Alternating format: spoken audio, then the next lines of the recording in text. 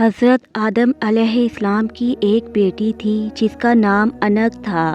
انک ایک بہت ہی خوبصورت ملکہ تھی جس کا قد بے انتہا اونچا تھا۔ وہ اتنی زیادہ بڑی تھی کہ جب وہ بیٹھتی تھی تو 55 یا 60 گز کا حصہ کور کر لیتی تھی۔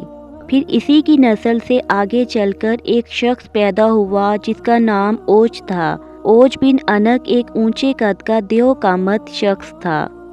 اس کا قد 70 فٹ تک تھا۔ اس کی پیدائش حضرت ادریس علیہ السلام کے زمانے سے پہلے ہوئی تھی، یہاں تک کہ اوج نے نوح علیہ السلام کا سیلاب بھی دیکھا تھا۔ اوج نے حضرت موسیٰ علیہ السلام کا دور بھی دیکھا تھا۔ حضرت عبداللہ ابن مسعود فرماتے ہیں کہ حضرت موسیٰ علیہ السلام کا قد 12 ہاتھ لمبا تھا۔